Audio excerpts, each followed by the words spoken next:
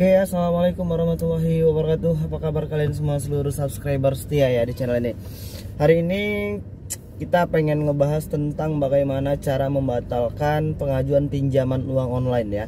Dan di video sebelumnya kita juga udah kasih tahu beberapa tip and tricks cara membatalkan aplikasi pinjaman uang online. Dan hari ini kita akan ulas kembali karena beberapa perubahan yang dilakukan aplikasi pinjaman uang online saat ini cukup berdampak ya kepada proses pengajuan pinjaman uang online, khususnya untuk nasabah atau debitur yang baru.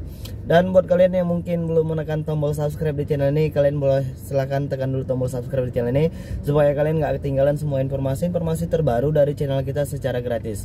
Oke guys, untuk saat ini ada beberapa aplikasi yang memang benar-benar sudah terbaik ya, dan itu merupakan versi OJK seperti yang sering kita temuin itu seperti Kredit Pintar, Rupiah Cepat, Maukes, dan Julo. Itu merupakan aplikasi-aplikasi yang memang sudah masuk ke dalam daftar OJK terbaik. Dan beberapa dari teman-teman kita, khususnya untuk di Rupiah Cepat dan aplikasi-aplikasi pinjaman uang online yang lain, ingin tahu bagaimana cara melakukan pembatalan pengajuan pinjaman uang online. Jadi ada beberapa langkah yang harus memang kita tempuh sembari menunggu hasil keputusan pengajuan pinjaman uang online tersebut. Jadi misalnya kalau kalian misalnya kayak di Rupiah Cepat ya, atau mungkin di Kredit Pintar, kalau kita melakukan pengajuan pinjaman uang online itu kan sebelum mengisi data-data kita harus memasukkan nomor handphone terlebih dahulu, dan nomor handphone tersebut tidak akan terdaftar secara otomatis kalau kalian tidak melakukan pengisian data-data pribadi atau privasi. Jadi kalau hanya untuk sudah memasukkan nomor handphone, itu sama sekali tidak menjadi masalah. Paling kalian hanya akan terus mendapatkan penawaran dari aplikasi pinjaman uang online tersebut. Jadi apakah itu berbahaya? Ya enggak, karena kita enggak memberikan data-data privasi dan belum melakukan proses pengajuan pinjaman. Itu yang pertama. Dan yang kedua, bagaimana kalau seandainya setelah memasukkan nomor handphone dan kita tertarik, terus kita mengisi beberapa data-data yang dibutuhkan untuk di aplikasi pinjaman uang online tersebut. Yang pertama, kita hanya bisa menunggu. Ini setelah kita mengisi semua data-data yang dimintai aplikasi tersebut ya. Contohnya kita sudah memasukkan nomor NIK KTP, nomor kontak darurat, alamat pekerjaan, dan lain sebagainya. Terus tiba-tiba kita punya rezeki lebih dan ingin melakukan proses pembatalan. Jadi kalau untuk yang sudah mengirimkan data-data privasi dan data-data pribadi, apakah bisa melakukan proses pembatalan? Bisa. Dan ada beberapa cara yang harus kita tempuh. Jadi misalnya kalau seandainya data-data sudah dikirimkan dan kita ingin melakukan pembatalan. Jadi kalau yang pertama tadi, data-data yang belum dikirimkan, apakah bisa dilakukan pembatalan? Kalau jawabannya yang pertama itu, maka secara otomatis proses pengajuan dibatalkan karena kita belum melakukan pengisian data-data privasi. Dan yang kedua ini yang sering menjadi sebuah masalah dan dilema ya buat kawan-kawan yang mungkin saat ini belum tahu banyak tentang aplikasi pinjaman uang online. Kalau sudah mengirimkan data-data, terus kita ingin melakukan pembatalan, langkah yang pertama kita hanya bisa menunggu.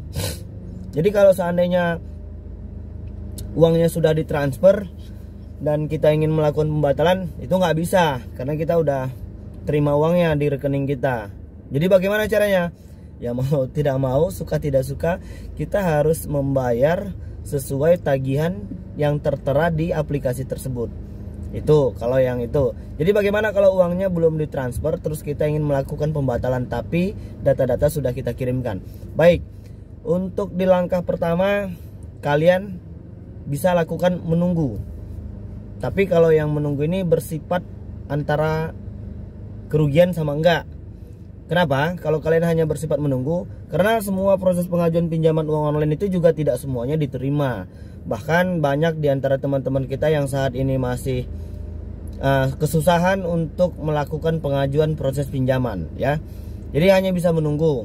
Itu yang pertama. Dan yang kedua, kalian bisa melihat aplikasi tersebut di Play Store Dan untuk aplikasi-aplikasi yang sudah terdaftar di OJK itu biasanya sudah mencantumkan alamat email dan nomor telepon kantor.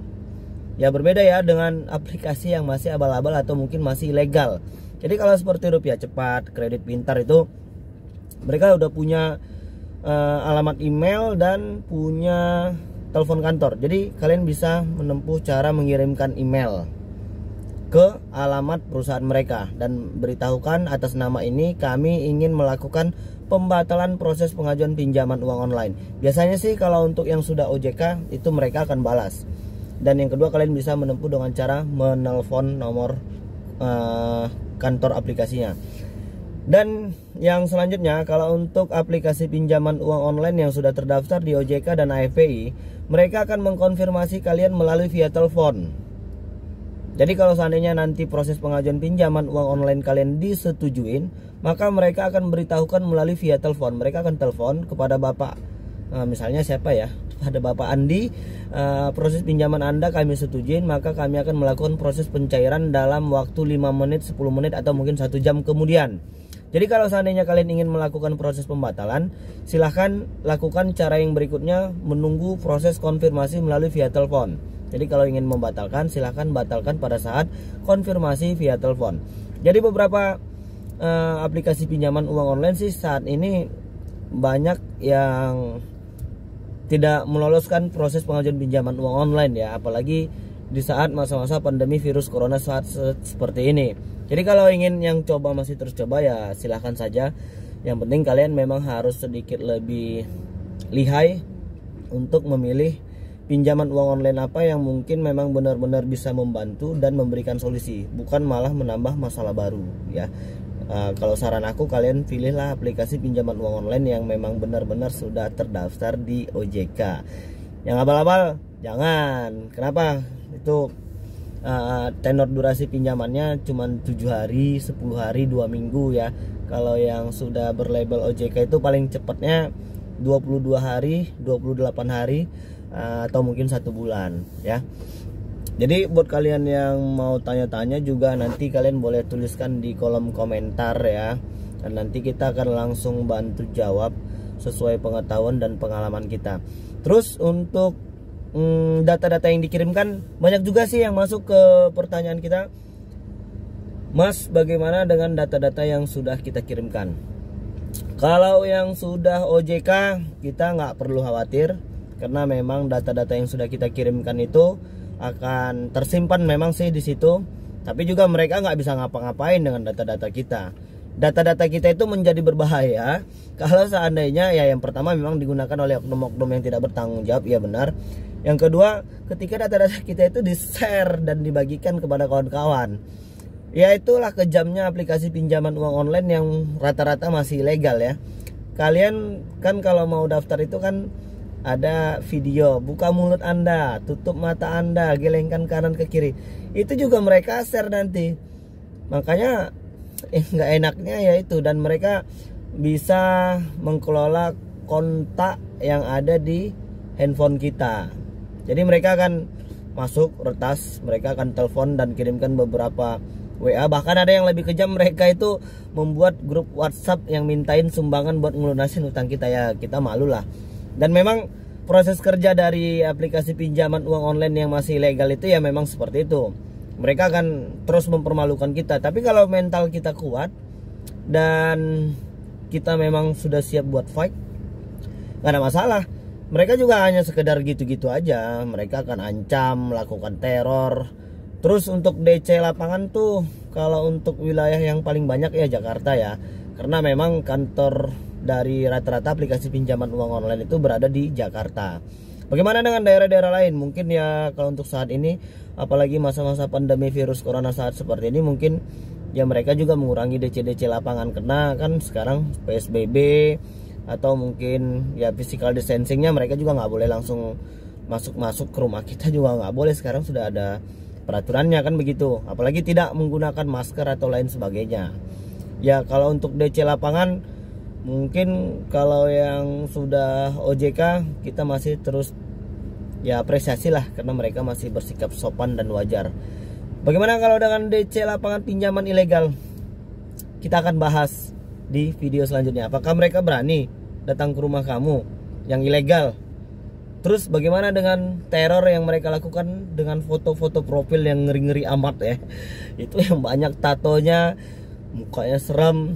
Itu siapa sih? Nanti kita akan bahas di video selanjutnya. Dan jangan lupa untuk menekan tombol subscribe dan tanda lonceng di video ini supaya kalian nggak ketinggalan semua informasi terbaru dari channel kita secara gratis. Jadi mungkin itu dulu yang bisa aku sampaikan. Aku pengen ngedoain dulu kalian masih dalam keadaan sehat walafiat dan masih tetap semangat tentunya. Buat kawan-kawan yang mungkin saat ini masih dirumahkan atau mungkin di PHK pekerjaan, mudah-mudahan segera diterima bekerja kembali dan menerima penghasilan yang baik dan halal. Oke, itu aja.